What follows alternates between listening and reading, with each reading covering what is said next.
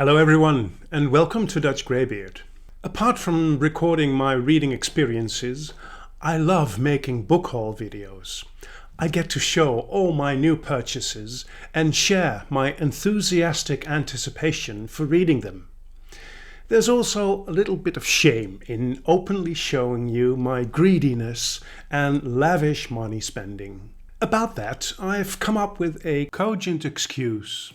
Not that I need any, of course.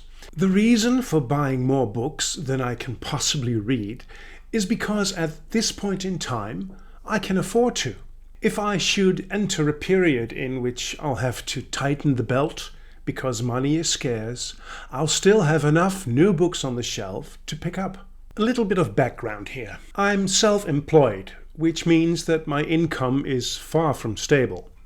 At the moment, I'm doing all right. Nothing exceptional, but I can pay the bills and do something extra every now and then, like buying books.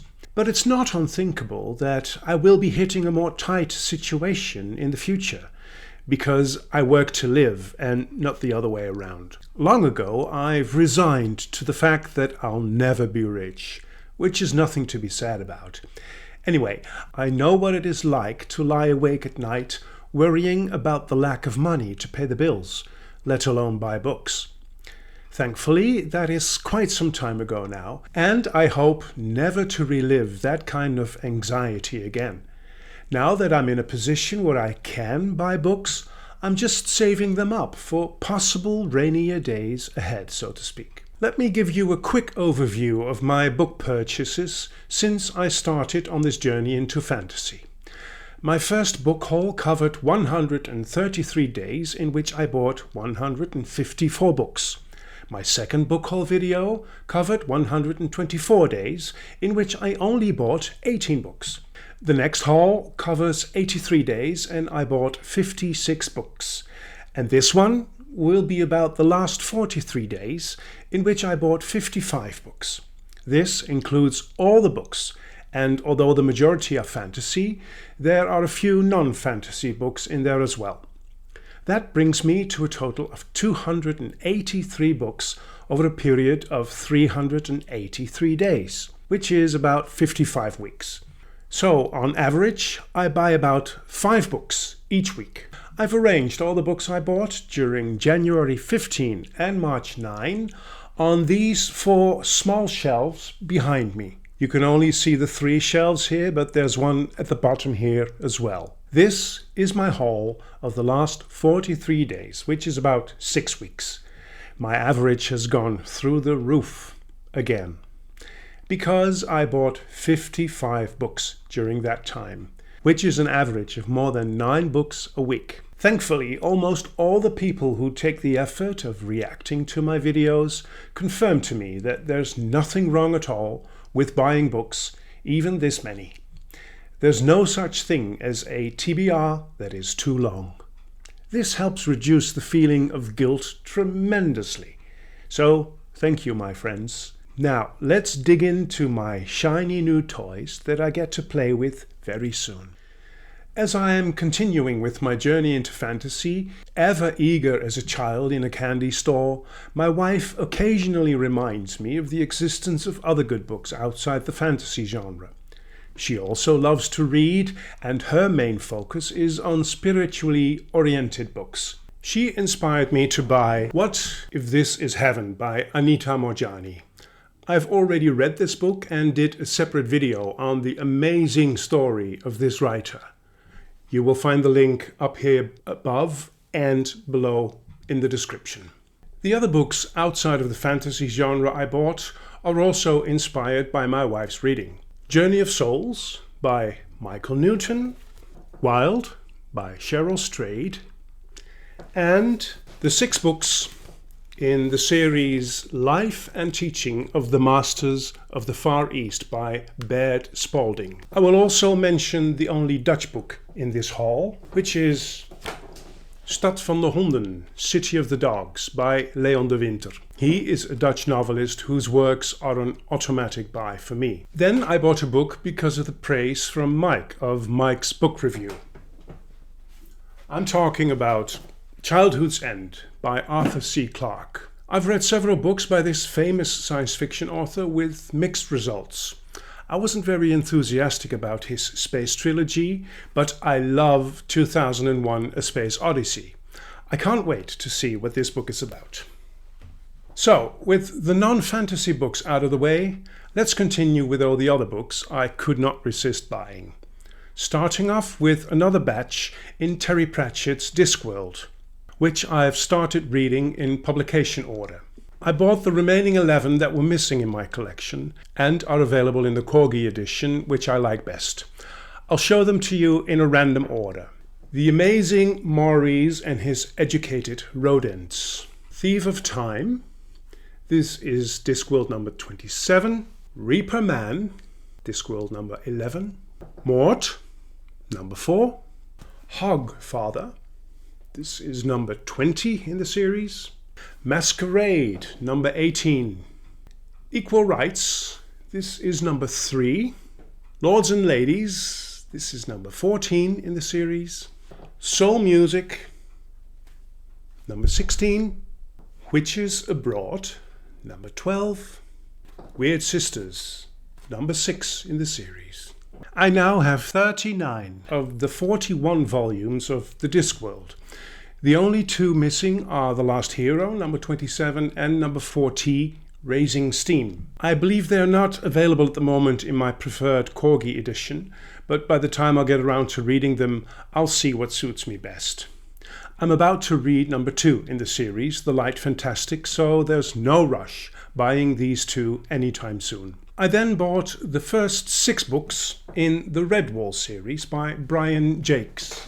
I started reading the first one, Redwall, but put it away because I first wanted to finish The Wheel of Time. But once I start reading these, I have a feeling the rest of this series of 22 books in total will be in my possession very soon. I'll show them to you. Redwall, Mossflower, Matty Mayo, Marielle of Redwall. This is a difficult one, Salamandastrum. And the last one, Martin the Warrior. I'm going to start a second stack because this is getting way too dangerous. Inspired by Nev of Nev's book channel, I then bought all 6 Millie Molly Mandy books by Joyce Lancaster Brisley.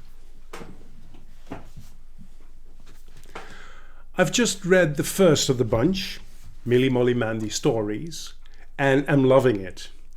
It is for a younger audience than I anticipated. I thought initially that it would be something like the Arthur Ransom books, but these are for really young readers. Nevertheless, the stories are lovely and invoke that cozy feeling I had when I was younger and everything was all right.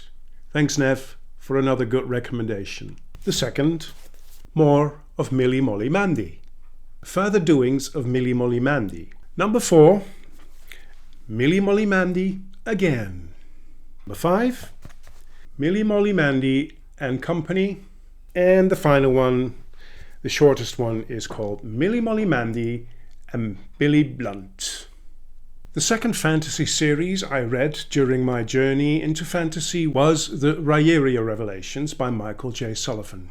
3 books that I think back on many times, and it seems as if my appreciation for these books only increase with time. I've been planning to read more by this author, but I didn't have anything standing ready in my bookcase, so I bought the 4 books in the Ryeria Chronicles, which are prequel to the Revelations. So now, whenever I feel the urge to continue with a Royce and Hadrian story, I can easily pluck them from my shelves. The first one is The Crown Tower. The second one, The Rose and the Thorn. The third, which is in a larger edition, unfortunately, is called The Death of Dulgath. And the final installment is called The Disappearance of Winter's Daughter. Can't wait to get to these. In my exploration of older fantasy, I had started with The Dragon Riders of Pern by Anne McCaffrey. I really enjoyed Dragonflight and Dragon Quest, but it was Dragon's Song that convinced me that I was going to read at least all the books Anne McCaffrey herself wrote. The series is expanded by her son Todd. Some books mother and son co-authored, and some he wrote on his own. These are probably very readable as well, but I have to draw the line somewhere, right? So first I bought The White Dragon and Dragon Drums, thinking that these first two trilogies would suffice. But about 3 weeks later I caved and bought the rest of the series. After White Dragon, which I'm reading right now, I'll be reading the books in their chronological order of the story. The Chronicles of Pern, First Fall, Dragon's Dawn, Red Star Rising, Moreta or Morita, Dragon Lady of Pern, Nerilka's Story, and the Coelura, if that's how you pronounce that, Master Harper of Pern, the Renegades of Pern, All the Weirs of Pern, the Dolphins of Pern, and the final volume, The Skies of Pern. Then, in the back of one of the Pern books, over here, the description of her trilogy, The Talents of Earth, caught my attention.